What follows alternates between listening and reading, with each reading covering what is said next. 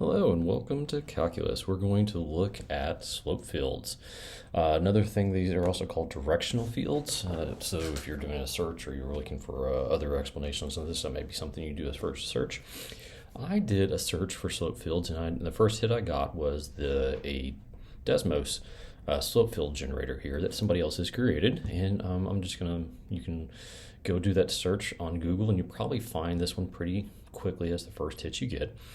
Or one of the first hits. Now, really what we're looking at with a slope field, the reason why I'm starting with this one, is this is not something that's easily created in Desmos. There are apps that you can download onto the 84 that will allow you to do these slope fields fairly easily. And there's also other programs that will do these slope fields very easily for you. So there's lots of other ways to kind of do this. I'm going to run through this by hand as well with a very simple example, but I thought I'd start with the actual overview of the problem. What you're looking at is the slope field created by the function of e to some power. And I really should say this is p times e to some power, meaning there's some constant times e to the power. So this is an exponential growth slope field. And if you look at and you follow that orange line, that looks very much like e to some power. And the way we can move this around is if we had say a different value right now, we're saying that the p-value or the constant that goes in front of the x is, in this case, right here would be 1, here that p-value be 2, here that p-value be 4, and we can do anything in between, right? And it even goes the other direction where it's a negative p-value, which makes sense because now you're talking about the exponential growth having an initial negative value, which means that all the values after that would be negative as well. From a growth perspective, that doesn't make a whole lot of sense. Keep in mind, this wouldn't necessarily be decay because you're starting off from a negative point of view anyway.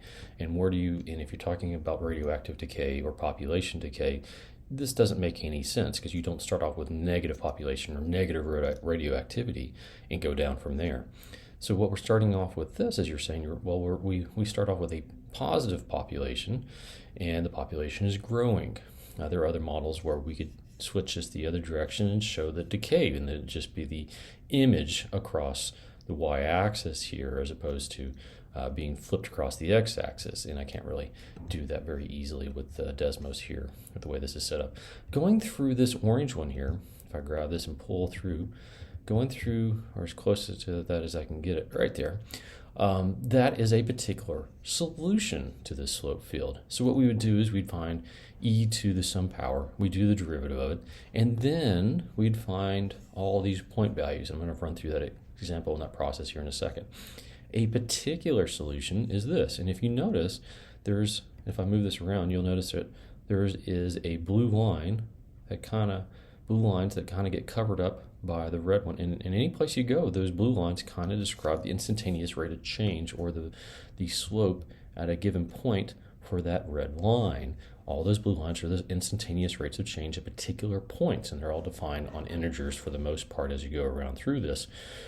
So right here we're talking about it being at 2, 3. The point 2, 3 is going through, and at that particular location, the slope appears to be about over 1 up 1.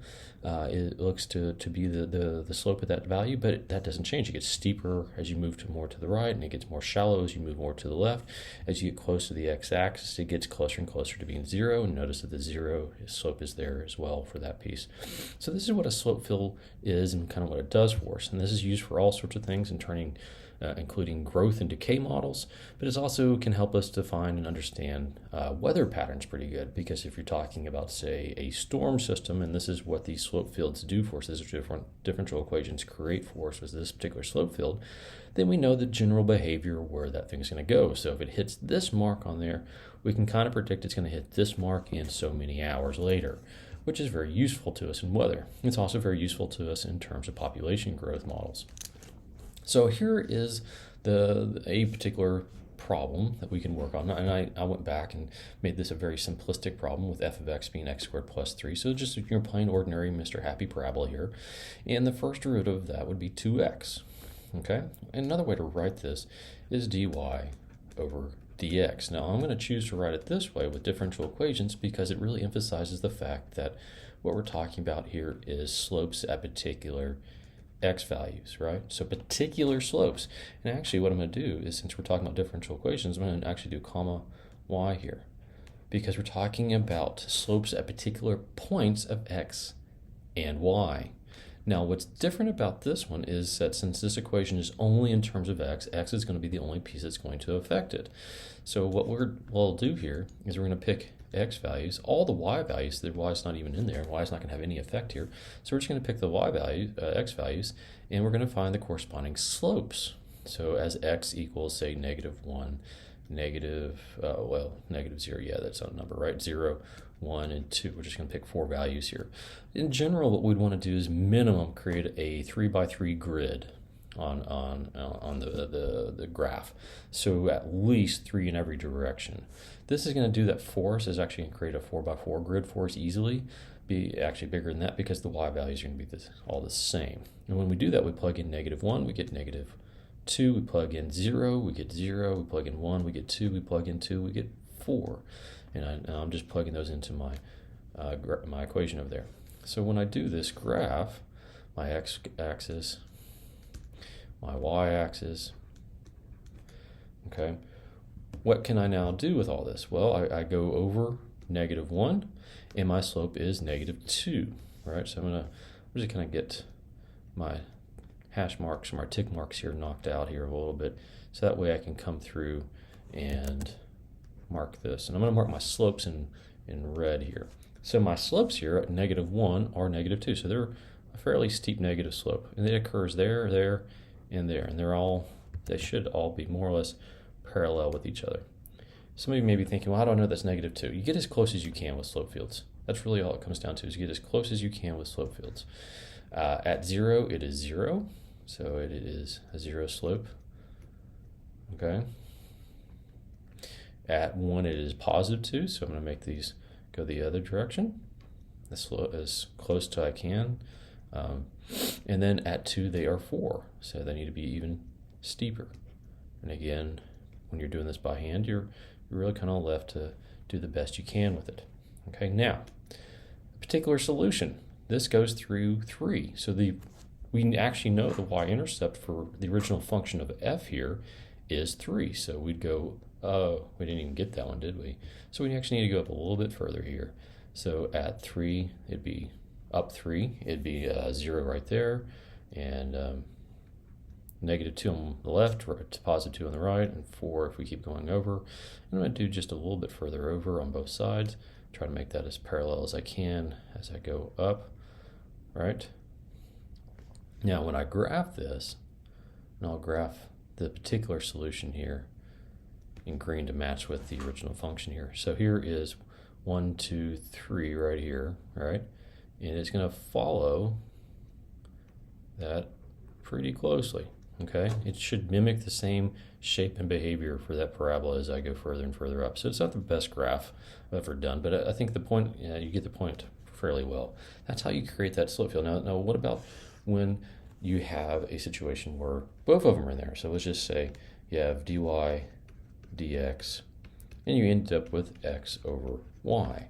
What does that look like? Well, what we do in this instance is we would simply create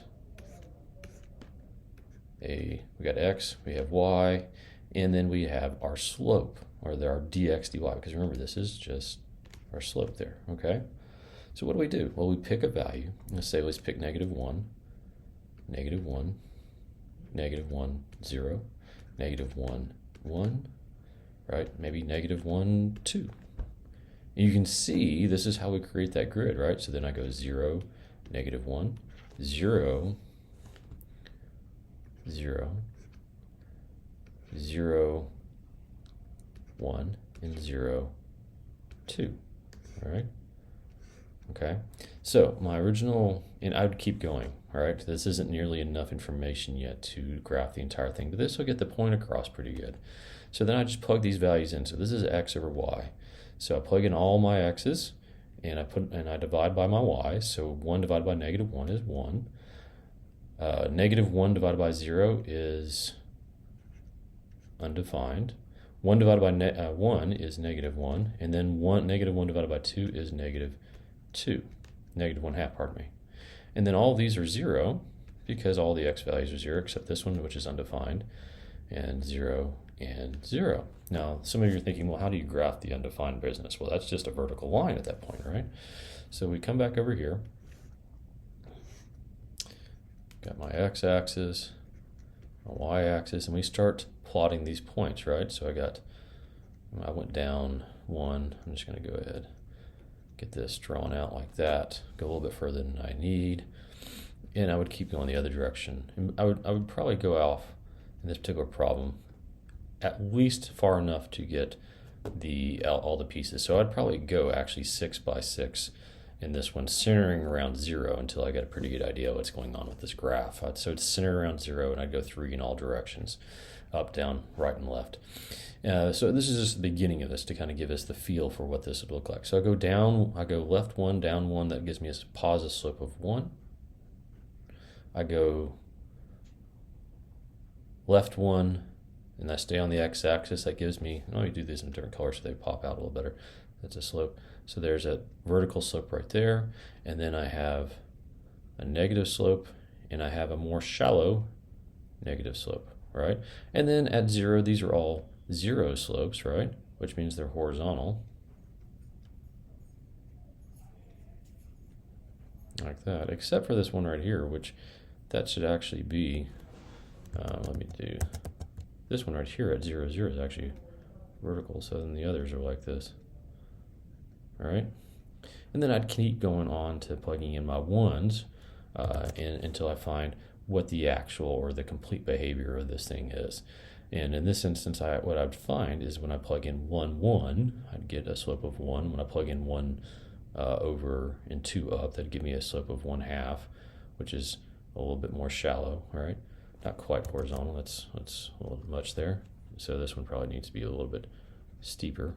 And then at 1, 0, this would be vertical again, and then right here it would be something like that. So what we're looking at is something that is kind of, well, what does that look like a little bit? That's kind of a funky thing. So if you go back, like what gives us this shape here? What would give us that? So if we were to do the separation of variables with this, we'd actually figure out what the actual equation is that. And we can do that real quick. So if we do separation of variables here and get the y's with the x's and the dy and the y together and the x and the dx together, I end up with y dy equals x dx. If I integrate both sides, I end up with y squared over 2 equals x squared over 2, all right? And then plus some c value. So y squared over 2 minus x squared over 2 is equal to some constant. Now you may not remember this, but this is the general shape for a hyperbola, okay, or hyperbola rather. And if you look at what these look like, these kind of have that shape to them a little bit. And if you look all the way around, there's lots of different ways we could draw this, but all of them have that same basic shape, and I'm just going to draw that in blue. If we were to draw a particular solution, it looks kind of like that. Or it looks a little bit like that. So it's one of those. It's opening left and right, or it's opening up and down. And I'll let you kind of play around with that for a little bit and figure out what all is happening there. I hope this is useful. I hope this is helpful. If you do need additional explanation on any parts of these or additional videos, please reach out and ask. Otherwise, have a pleasant and wonderful day. Take care.